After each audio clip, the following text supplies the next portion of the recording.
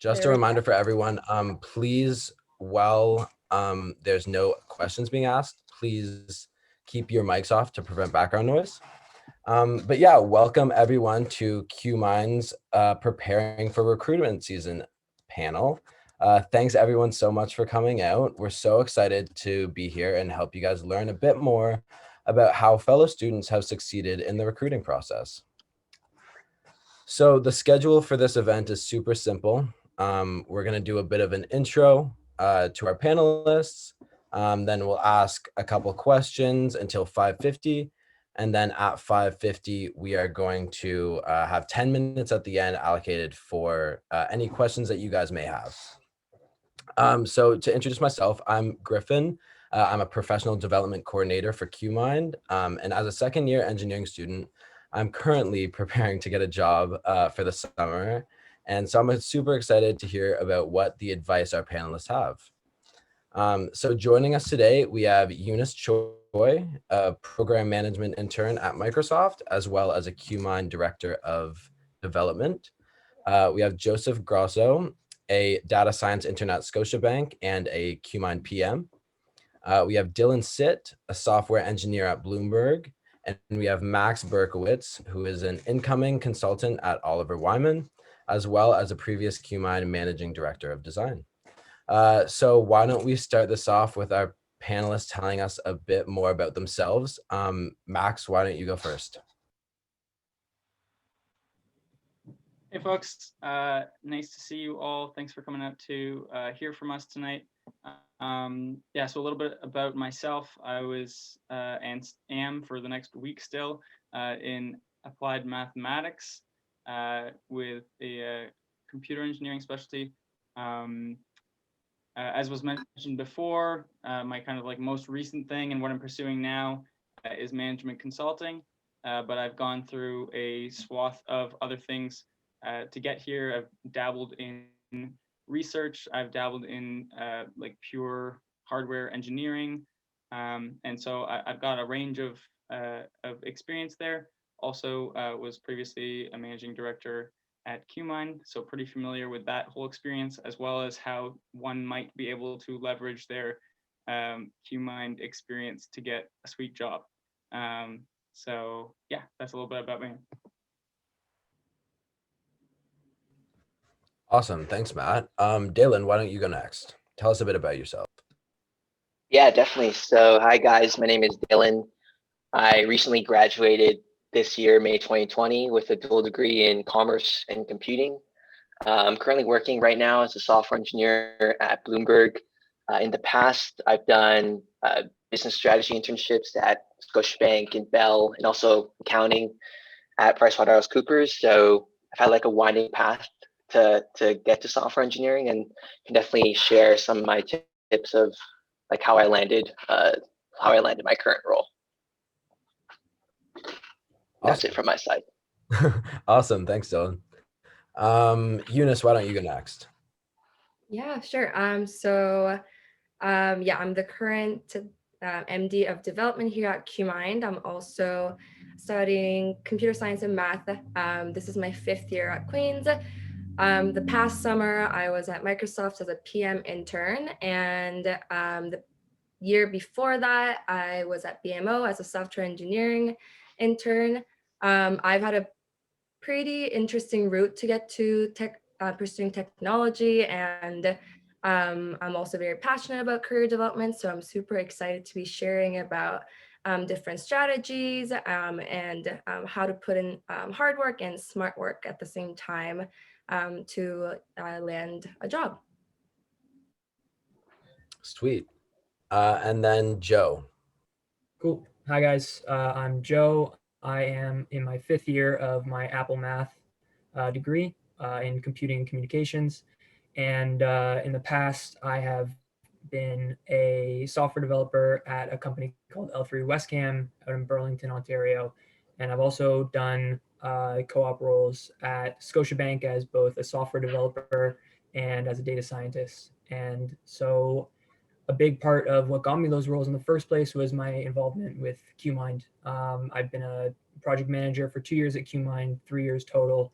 And I'm super excited to talk to you guys about professional development, have a lot of interest in those subjects. So excited to get going.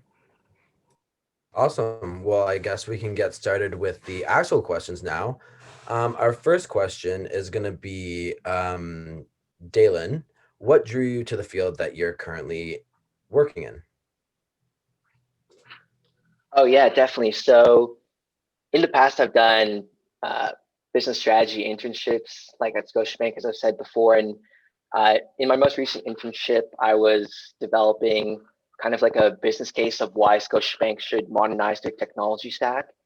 And after doing that, I really just wanted to get involved in implementing software instead of only creating the business plan. And that's why I really want to get into software engineering in the first place. So after that, I just really want to be getting involved into the implementation side, led me to software engineering. Awesome. Same question to Joe. What drew you to the field that you're currently interning in? Just want to say thanks to Dalen for telling them that. That'll help me a lot in my job, updating the technology stack there.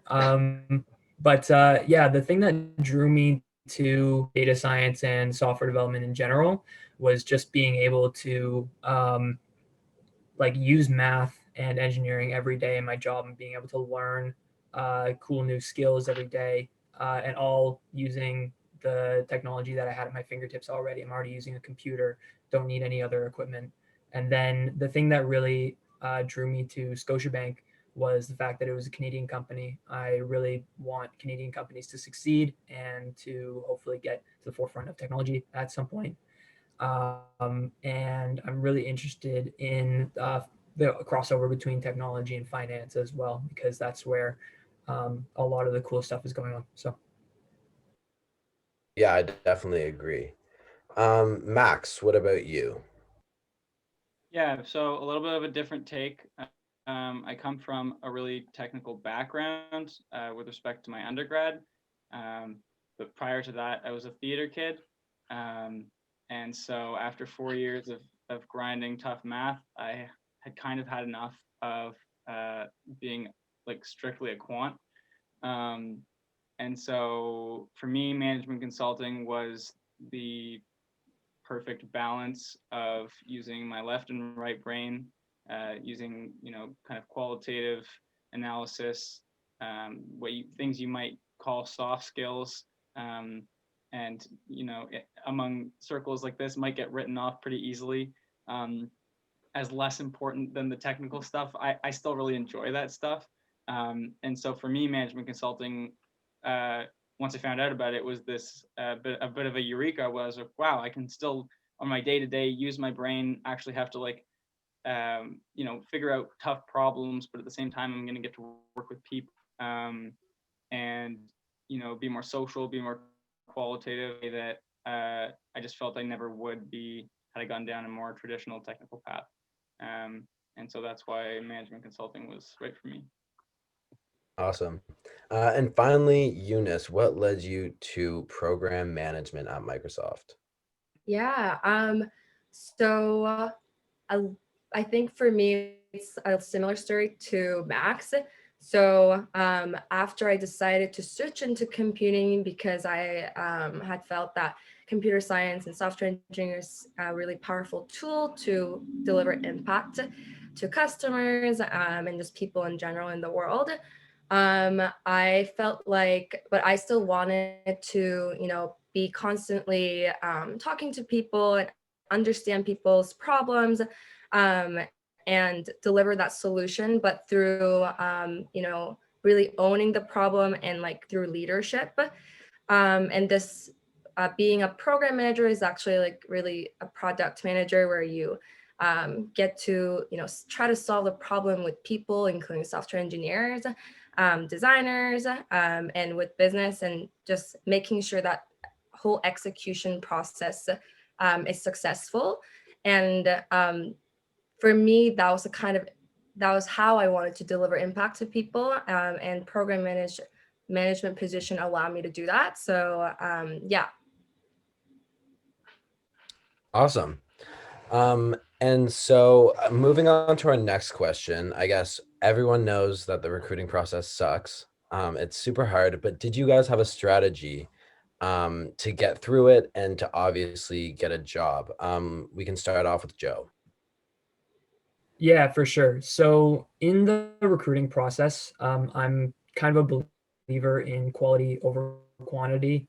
I know that you can see posts online of people who will say, I posted 100 applications, I only got 2 responses and no interviews. Like, why is this happening to me? And I think that part of the reason is because they're applying to so many jobs. I think it's really impressive if you can grind your way through and do all of those applications, but I think that you can have a much better success rate if you are using your connections, using your network that you can build through social interactions and through industry events. I think that's the key way of getting yourself an in, because when you're just applying online, there are 100,000 people who want to apply for the exact same job, especially if you're going for the really high level, um, really desirable jobs that people want in tech. And so I think if you really want to get through the networking process, you should be using the um, network that you have at Queens through the alumni and through your teachers, trying to make sure that you get connections that can get you recommendations and get you in front of an interviewer. Yeah, that's great advice. Max, what about you? Yeah, good question. I think it's kind of important to divide it up maybe into two categories of people who are looking for jobs. You know, there's people who on this call who might have no experience to put on their resume, and then there's people who might have some. And you're kind of in two different categories there. I would say the first two jobs I applied for, I was applying without any previous experience in that field. So my first job, I was applying as a researcher for Profit Queens after first year. My second job, I was working for a tech company in Ottawa. And so in those cases, the way I got there was exactly what Joe's describing. I didn't apply to a single Indeed job board. I had an Excel sheet that had the name of every single person I knew who either like had a dad who had connections, directly had connections, was the manager of someone, like anything. You know, at least 50 names long. And I was managing like email contacts. And I think maybe one of the issues with the idea of like reaching out to 100 people is that you know, you yeet out your application and then you're like never checking up on it again. Whereas when you're working with people individually to try to get a job, it's like you're following up weekly. Like you have that spreadsheet, or at least for me, I had that spreadsheet and I was like checking in with that person every time. And probably what got me the job was not, it can't have been anything on my resume because I didn't have anything to show for myself. It was, you know, the interactions that I had with those people that led me to those first positions. And it was a sense of general competency that they got through our emails and through our phone calls, et cetera, that led me there. The flip side to that is applying for like my last internship that I had, which turned into the full-time job that I'm going into now, management consulting for Oliver Wyman. That was a very different situation because I had, you know, now several years of experience under my belt. And I had a greater confidence that I would be considered for, you know, a first round interview kind of thing.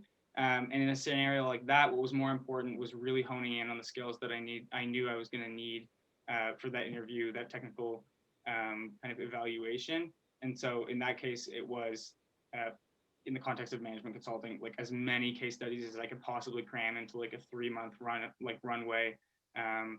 You know, I probably worked about 2 hours a day over the course of 3 months, like just prepping for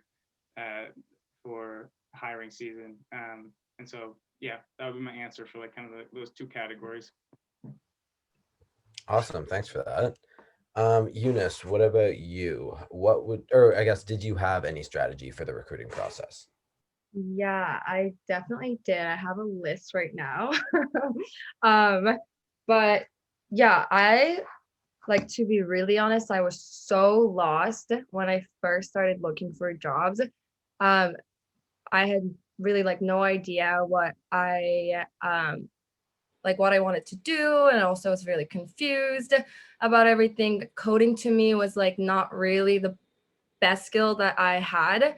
And I think like looking back, because I agree with Joe and Max, like I do think it's quality over quantity, but I learned that because I made the mistake of applying to 200 jobs and barely getting an interview. So, but yeah, like after like that little dark times for me, I sat down, I was like, okay, like what are my strengths? What are my weaknesses? For me, my strength and also like my motivation, like what really excites me. And I really wanted to be better at like talking and learning. I was also like very interested in that naturally. Also like when I was like looking at product, like all I could think about was like how this could improve with design. So I knew that like I was more focusing on the product side. And then I started looking at companies that I was personally a little bit either like passionate about, excited about, or even thought that it would really challenge me, like whatever reason that like would motivate me to do well there. And then based on that, I created a Notion table, not an Excel sheet, but with all the people that were like Queen's alumni who were working there on the role that I wanted to like go into. And then I just messaged them. I think I literally like messaged like 200 people overall in like a span of 1 year. And I just got to talk to them and started building, like really meaningful relationships. And also just like if they weren't like long-term mentors for me, like at least I got to learn like what they did and their take on their roles. So yeah, based on that, I continued like fostering that relationship. And then by the time the application opened, I could tell them that like I applied, and immediately they would flag that to the recruitment team, whether that be just like a flagging informally or referrals. And yeah, that got me a few interviews. And that's personally how I got my Microsoft interview. And yeah, and then there's a whole other part of interview prepping, but we'll save that for later. Awesome. Thanks, Eunice. And then finally, Dalen, what was your recruitment process like? Yeah, definitely. In terms of the strategy to actually get the interview, I would say, like, same as a lot of what was said, like focusing in on those companies that you really want, and like finding out on LinkedIn any contacts that you may have. And then once you apply to the role, like contacting any recruiter that you can find on LinkedIn and messaging them and saying that you've applied to the role and you're very interested in it and how you relate to that specific role, and whether or not you can hop on a call with the recruiter to talk more about that role. And I've gotten like a lot of HR screens just from doing that, just from sending that LinkedIn message personally to them. And it's a lot more effective than just sending in your application by itself online, because like that's what everybody does. So you want to try and like make sure that your name is seen, and doing that, like messaging the recruiter, is one way to do that. So that's the main strategy I used. Yeah, Awesome. That's great advice. Sorry, I also wanted to like add, because I know that, if you're someone who like doesn't have experience at all, which obviously like all of us have been there, I like also made sure that like I was building experiences like at school, doing clubs, or outside doing side projects. Also making sure like I was really showing them. So I created my own portfolio that people can look at as soon as they saw my resume. And yeah, I mean, like after second year, I actually didn't have an internship.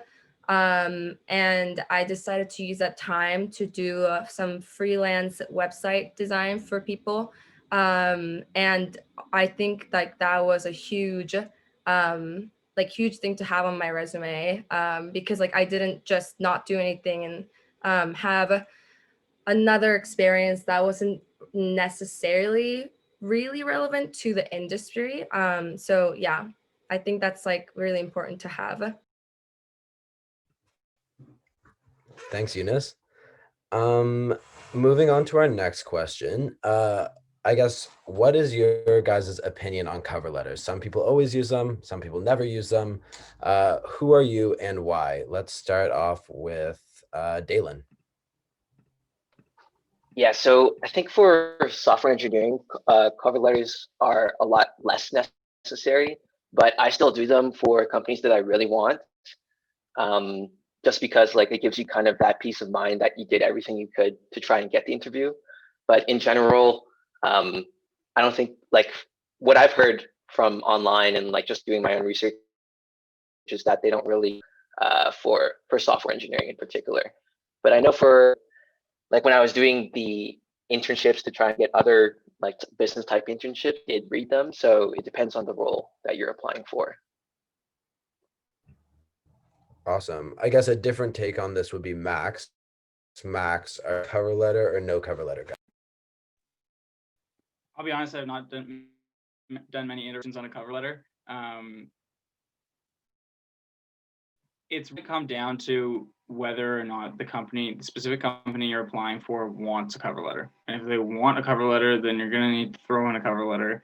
And if they don't ask for a cover letter, they probably don't give a fuck about your cover letter. Sorry, excuse my language. And so you got to have a template. Like you got to have something, to literally be boilerplate that you're just going to repeat for every single one of them, and then like a third of it is going to be stuff that you're going to need to customize. Make sure you're saving a different version for every job you apply for, and it's going to be important to have one. But by like, if I was not asked explicitly for a cover letter, what I normally do is in the top of my resume, I have like 3 lines that they summarize essentially everything that would be summarized in a page of a cover letter. It's like my intent, like who I am, and like enough words to give them a sense of the fact that I'm a friendly guy. And anything more than that is going to get glanced over anyway. So it's right there at the top of my 1-page resume, and that's what I normally stick to. Awesome. Joe, what about you? Yeah, I totally agree with Max. Most of the cover letters that you're going to write are going to be almost exactly the same for most of their content, except for the name of the position that you're applying to, the name of the company that you're applying to, and the reasons why you want to go to that company, because obviously the reasons are going to be different for different places. So what I usually do is exactly like what Max was saying. I have a section of my cover letter which specifically says like why Google, why Facebook, why Amazon or whatever. And I would specifically go to the company's website and look up their values or things that I think are really interesting about the company or things I would want to work for the company, reasons why I would want to work for the company. And I put them in that section.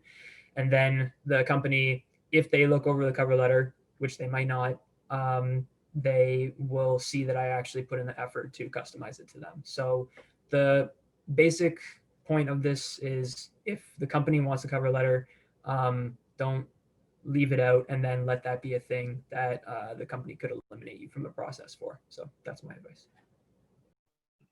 Awesome. And finally, Eunice, do you have any other opinions about the cover letter process? Yeah, I mean, I think like I'd be echoing what everybody else said pretty much. I think that a lot of people think it's really annoying, and like I agree, it can be. But I think it's important to have like a really good mindset when you're writing it. If you're like, oh, this is so like I'm just gonna bullshit it, like it's probably gonna sound like bullshit. Like people can tell. So yeah, I just try to make sure that I put myself into the recruiter's shoes, and do like, yeah, company research, where like the company's heading, their values, their newest product. And like as much as I talk about that too, I think I try to like put in some quirky emojis in here and there to stand out and really try to show my true self, and like try to leverage like my personality as much as I can. Awesome. That's a great answer. This is a kind of a tough one, but I guess what did you actively do to make your resume stand out? Let's start with Joe. Yeah, so to make my resume stand out, basically what I did in my preparation for applying to these jobs, I knew that I wanted to go for some position in software, data science, tech, something like that. And so uh, I was in the PD team at NSOC, so I was really interested in looking at jobs. And so I would look at job postings, and I made a bunch of lists of different skills that these jobs that I was going for wanted from a bunch of different places. So I'd get a wide swath of or a overall view of what the popular skills were. And I looked into the clubs at Queens that were looking or going to teach me those skills, basically. And QMIND was one of them. And that taught me a lot of the things that I needed to know to get myself to the point where I could be comfortable applying for jobs. And so, yeah, I tried to fill my resume as much as I could with things that were relevant to the job. And I think that's the biggest thing that people want to see on a resume. I don't think that the look of a resume necessarily is the most important thing. As long as it's not ugly to your eyes, then it's fine. But I think that if your content is mostly relevant to what the job is actually looking for, then you're most likely going to get an online assessment or an interview. Well, hopefully, anyway. Awesome. Max, what about you? Yeah, it's a good question. I think that the biggest thing I could point out for, especially again, the demographic who might be feeling like I don't know what I'm supposed to put on my resume because I don't have anything to show for myself at this point. Think about what's unique to you. When I was like originally trying to brand myself, if you can think about yourself as a brand, as like a first or second year, the only thing that I had to stand out about myself was like the weird, quirky things that made me me. And you know, sometimes those were really, really simple, and had absolutely, more often than not, had absolutely nothing to do with the job that I was applying for. And so, you know, for instance, again, I mentioned I went to a theater high school, and spent the majority of those 4 years focused on, you know, learning how to become really good at improv. And you know, throwing that kind of thing into the bottom of like, you know, my skills and interests, was, you know, on one hand you kind of think, oh, no one ever reads the skills and interests thing, but as someone who's read hundreds and hundreds and hundreds of QMind applications, it's actually when someone, you know, throws in something like completely wacky, like they're, I don't know, the head of like a, I don't know, chocolate company or something, like, you know, they spent their summers designing cakes, that like actually kind of like makes a person interesting and not just a page in a pile. And so I would really recommend that you dig deep into what makes you unique. You know, have you traveled somewhere for a long period of time? Are you from another country outside of, were you born in another country outside of Canada? Are there, you know, there are aspects of what makes you you, that not every other applicant is going to have, for instance, being an undergrad at Queen's University. And then point two on my resumes is I just hyperlink the shit out of that thing. Like everything has everything has a hyperlink. If it's like, you know, a paper that you worked on, projects that you did, hyperlink it. Like none of this is on paper anymore. Like everything that you apply for this year is going to be a PDF that someone's looking through. And so if they have the opportunity to click it, every drama thing that I have that I've done that is on the internet, like it's on there. You can click those links and, you know, see me making a fool of myself. And again, those are the kinds of things that are going to make you stand out in terms of being a human being and different from everyone else. That's great advice. Thanks, Max. Eunice, what about you? What do you do to make your resume stand out? Yeah. So I guess that really goes into like two big things, is like first, obviously content, and then second, catching eyes. And the first one with the content, what I do specifically is for product management, which is like my field. Product management looks a little different in every company. So what they're looking for actually like is a bit different. Like some may be looking for something that's more like project based. Some might be just looking for like client based, to like really engineering heavy. So what I do is like I copy and paste the job description that's like online, and then I take out the keywords, and then I replace it, so that because companies use this like PDF parsers to pick out candidates like who have relevant experience. So yeah, I definitely felt that that worked, because when I did that last year, without like referrals or anything, I did get some like phone screens, and that was probably like my first time that like, you know, I didn't really have to beg someone slash like use my connections. Yeah, and then like I got cracking the PM interview book, and I honestly used that like religiously and really followed every advice that was written there. And I think like it's, you know, $30, but it has been, you know, lasting me like 3 years, and it's really paid off. Because with the contents, like, you know, you can say that like I've held a professional development event at QMIND versus like I created this event and like and had like 95 people join in and created like really quality impact to students' lives. Like those are very two different things, and I just made sure that I used great like written communication to show like any kind of impact that I had. Yeah, and then like lastly, I actually like put in a lot of time designing my resume. And I think like that's where like people also got to see like who I am as a person, like on paper too. So my resume is like lavender blue, like the font. I'm really proud of it, and I think it like helps my resume stand out. So yeah, those are some things that I do. Awesome. Well, thank you for writing one line of my resume there. um, Dalen, what do you do to make your resume stand out?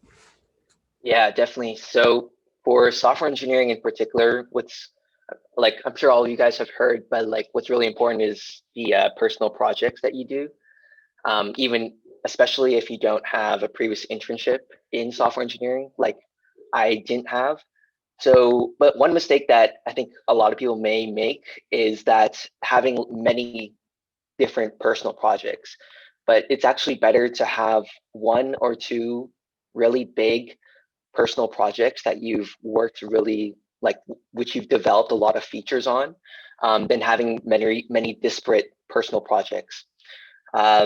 So the personal project portion is very important, and also building off of what Eunice said, sometimes those job postings, they're going to have certain things that they say in their descriptions, and you want to try and incorporate those things that they say in those descriptions into your personal projects. So like go on like LinkedIn and like look at what the descriptions look like for new grad or internship roles, and then incorporate those technologies that they use into your personal projects. And when you do that, you're going to be able to, going off of the last point about messaging the HR recruiter, once you've applied, you're going to be able to say, hey, I've done a personal project literally in the technology that you guys are working on, and that is posted on that job posting. And that's going to really make you stand out. I'm just going to Awesome. piggyback on what you said there too. It didn't come to my mind while I was saying it originally, but I would say like probably the most important thing I've learned over undergrad about resumes has been going from qualitative to quantitative in every single bullet point that I have on my resume. And if you're someone who, again, has almost no job experience, I can tell you, like, one of my first bullet points was I was coming out of grade 12. I only had dishwashing experience. I'd been dishwashing and mowing lawns. So what was on there? The number of lawns that I'd mowed and how many times I would mow each lawn of the summer, cumulative number of lawns mowed, or like if I was working dishes, like only dish person at the dish pit serving like 125 guests at a wedding, like 5 nights a week. Like, you know, there are ways that you can turn what you might think is your very menial, like high school or whatever first year job experience into something that an employer will look at and be like, oh, wow, this kid has grit. And that in itself can win you an interview, if not a job. I love Awesome. that. Thanks, Max. Moving on, I guess we've talked a lot about networking and how it's super important. What would you say to students who are new to networking and the best way to go about it? Let's start with Eunice. Yeah, I think, well, like this, like my go-to like strategy for me is always like looking for like people who graduated from Queens, because I like felt like they definitely understand like you better from, you know, having that common ground. And also, yeah, like just it's easier to like make that connection at first. And yeah, I think like at first it was definitely like really scary to even like go on LinkedIn, try to find these people, and like, you know, like it feels like obviously you don't know them, they don't know you, and you're just kind of feels like you're just shooting your shot. But I just looked at it like, okay, I'm just really curious about this person's experience. I think they're really great. They would love to know that I think that they're great. So I just made sure to show that I was really interested in getting to learn about, you know, their like life experience and how I can learn from them by like making a quick message whenever I sent like that LinkedIn invitation, and then followed up with them and would make a 30-minute call where I just like introduce myself and learn more about their their like experience. And like I think I really try to be authentic as much as possible and really try to get to know them. I don't think I talked a lot about me at first, but I think that's also like a really, for me, that was really important because I really value like creating a genuine connection. If someone feels like we're making, you know, a friendship, then like that's really valuable for me. So yeah, I think that's it for now, but I think some other things will pop up, but I'll give it off to someone else. Dalen, how about you? What do you say to students who are new at network? Yeah, just reiterating what Eunice said, just messaging people on LinkedIn and trying to find people with similar backgrounds as you do. So like if you guys graduate from the same program or you guys were in the same club, that's why like clubs like QMIND are awesome, because then you can bring that up that you were part of QMIND and things of that sort. And yeah, just trying to when you do get a call with one of those people that you network with, try to, instead of thinking of it as like a networking call, just think of it as like trying to make friends with somebody, and that's going to make you a lot more relaxed and also make them a lot more likely for them to give you a referral for the company. But also if they don't end up giving you a referral, like don't take it to heart also, because at the end of the day, like it's just a numbers game. For sure, yeah. Joe, what about you? So yeah, I think my answer has two parts. So first part is what I'm sort of doing right now to do my networking is a lot of times in upper year classes, we're having guest speakers come in for different seminar courses who are former graduates of my program, and they're coming in to talk about their career path and what they've been doing. And so talks like that, I will try to engage with the speaker during their talks and then ask them interesting questions, and then ask reach out to them afterwards through LinkedIn. So it's a little bit less cold than just sending out cold messages to people on LinkedIn, and there's some sort of connection there beforehand. And that's something that you can do with any sort of talk or event that you are going to with people that you want to network with. But my biggest advice for networking to people in QMIND or at Queens is who are new to it, at least, is that you already sort of have a network, even if you don't know it. Like everyone that you are doing projects with right now, everyone that you are in classes with, working with, even the professors that you're with, that can be the start of your professional network. And you should make sure that you keep those people in mind when you are doing your projects or thinking about applying to jobs, because that they are the base that you're going to be building off of. Awesome. Yeah, I definitely agree. Max, it must have taken a ton of networking to get a job at Oliver Wyman. What advice do you have? So that's actually a funny one, because I would argue that of any job I've tried to get, it actually, the networking, although don't get me wrong, I did a ton of it, probably had the least impact on my actual ability to get the job. As you move towards kind of like bigger, scarier jobs, people are going to be more interested in what you actually have to show for yourself in terms of actual capability. Whereas at the start, they're going to be a lot more focused on whether there's someone that they would like to work with, whether you're someone who can like email competently, who can like follow some like basic directives. Because again, if you're applying as a first or second year, you aren't going to have a lot of technical stuff to show for yourself, or like, industry background to show. But just to take a step back for a second, I just wanted to point out, because it's a great question, but if you're not networking, then you're like completely sewering yourself. And so like, it's a great question, like, how are you networking? But I would say like the first step is like doing anything at all, because if you're not networking and you're just throwing out applications, like, sayonara, good luck, like have fun at home with your parents next summer, because it is truly all about the networking. I would say, just thinking back on my experience, kind of like starting in first year with this, those first few emails you send are going to be terrifying, as was mentioned before, and they're going to take you forever to craft. Like I would go home from like my chem lecture at Chernoff, and I had an hour, and I would literally spend the entire hour staring at one email that I was like planning on sending out to someone, and not send it because I was too scared that I was like doing it wrong. And that's normal, that's okay.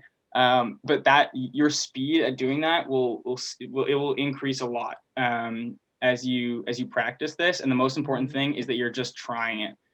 So what I would recommend is you start with people that you kind of know somehow, as has been mentioned before. You get comfortable with that, and then you start doing the scarier part, which is heading out on LinkedIn. And if it hasn't been mentioned already, you can send a message to anyone on LinkedIn with 300 characters. So even if you're not friends with them or connected with them on LinkedIn, you can send a 300 character message. And I've done so many of those. So have your 300 characters that is like essentially expresses absolutely no interest in getting a job and strictly interested in your experience, and like, oh my God, we're so similar, we should definitely chat. And like, that's the vibe. And eventually you will get there. You'll get to a point where, you're not even thinking about it. You can't remember how many of those you sent out today. But in order to get to that place, you really just need to start actively doing it and getting comfortable with it. And, maybe you need to set a goal for yourself. Like, I'm going to send out 3 today, or 2, or maybe 2 this week, what I'm comfortable with. But it's that repetition that will. Awesome. Thanks, Max. Sorry, come quickly. Yeah. No, that's so relatable with the email. I feel like I still do that. But it's so worth it. Yeah. And also vibe check is definitely needed. Yeah, I think like just one last thing I really want to say, because it's true. I think a lot of people, I just hear from a lot of like younger people who's just like starting out with networking that they actually like haven't started, and they are like super scared about reaching out. It's probably going to be uncomfortable and awkward, which is going to be true at first. I think like you should, yes, expectation that like it is not going to be comfortable, but you have to at some point, and that's only going to make your networking skills go up and just gain your confidence, and that's going to take time. So I think just like go out to events, and start conversing with people, and not just the recruiters but the people there, like who are like the same age. Start building genuine network that you can like converse with at any time about jobs or even life or school, and I think like 2 or 3 years later you'll have like a genuine like network of people that you can reach out to at any time. Awesome. Thanks, Eunice. I know we're supposed to be getting to the Q&A portion, but I really want to get to this last question here. For each of your specific roles, how did you prepare for your interview? We'll start off with Dalen. Yeah, definitely. So I think there's two types of software engineering interviews. The first type is more coding interview focused. Like they give you an algorithms question, and then you have to solve it on the spot. And then the second type is like a take-home project type. So firstly, for the algorithm coding questions, for these algorithm coding questions, I used 3 main resources after trying out so many. And I'm not affiliated with these 3 in any possible way. So I do not earn any money from this. I'm just giving out what I use personally. So the first one is Grokking the Coding Interview. Those are the patterns for the coding questions. The second is Algo Expert, which is the video walkthroughs for coding problems. And the third is LeetCode for company-specific questions. And for LeetCode, once you get LeetCode Premium, you can sort by questions that were the most frequent for each company in the last 6 months. And this is really useful because a lot of companies, they reuse the questions. And they may not be exactly the same, but the concepts tested will be similar.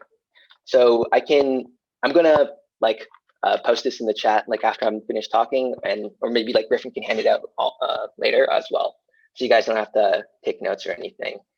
And for the second type of software engineering interviews, which is the take-home projects, what they're looking for there is good engineering practices. So that involves things that you guys if you've taken computing courses, the things that you just learned, like documentation, modularity, how extensible your code is, using abstraction when you need to.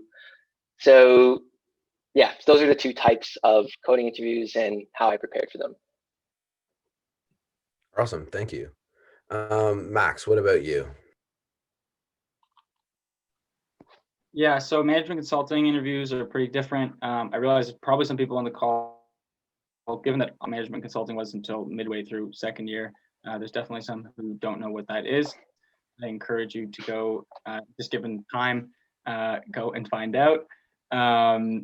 But essentially, there are 2 parts to it. There's like a behavioral, and then there's a case study where you're expected to use in the case study, some both qualitative and quantitative thinking to get through a kind of large-scale business problem. Preparation for that, I used a book called Case in Point, which is kind of like the standard for preparing for management consulting interviews. And then I would say what was really the most beneficial was finding anyone else. And, you could even do this. I don't know how transferable it'll be to coding, but at least for behavioral, finding other people who are also applying for similar roles and role playing with each other and doing these interviews. So in the case of case studies, it really works because someone, I can FaceTime my friend and they can sit across from me virtually and ask me a case and, watch my behavior and watch me solve the case and then give me critical feedback and really just be an asshole about it. But that's what helped me really learn you know, both how to be a better problem solver, but then also how to, you know, what my quirks were. Like, did I like blink a lot in an uncomfortable manner when I was getting stressed or anything like that? And so having someone like literally role play with you was super helpful. And I did that several times a week for months as I prepared. And so just getting super comfortable with that experience was what allowed me to kind of just feel like it was another, like my 300th kick at the can by the time I was actually in the interview room. Great. Thanks, Max. Joe, what about you? How did you prepare for your interview? So my interview for my original software development job at Scotiabank was very different from most technical interviews. I basically at QHacks, I was basically just hanging around their booth all day because they had a riddle challenge that I thought I could do, and they had a set of headphones that you could win if you won the challenge, and I really needed new headphones. So I basically I did really well at the riddle challenge. I ended up winning it, but what happened basically was they were interviewing me throughout the process. So just asking me questions about what I wanted to be doing, just slipping that into the conversation, like what I wanted to be doing, what I was interested in, and they decided that they wanted to hire me after that. So you can't really, that one was not really prepared for, but I do have other tips for preparing for interviews. I've done interviews for other jobs in the past.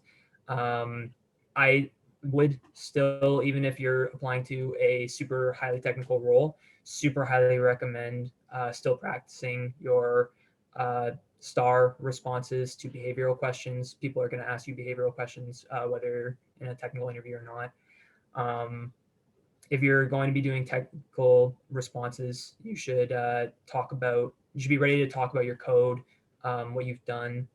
If you have something on your resume, you should be willing to speak about it or able to speak to it, what you did during your project, whatever the case is. And then on the technical side, I sort of have a combination of Daylon and Max's responses. So this website that I'm sending right now, pramp.com, basically is a website where you can schedule a meeting with someone else.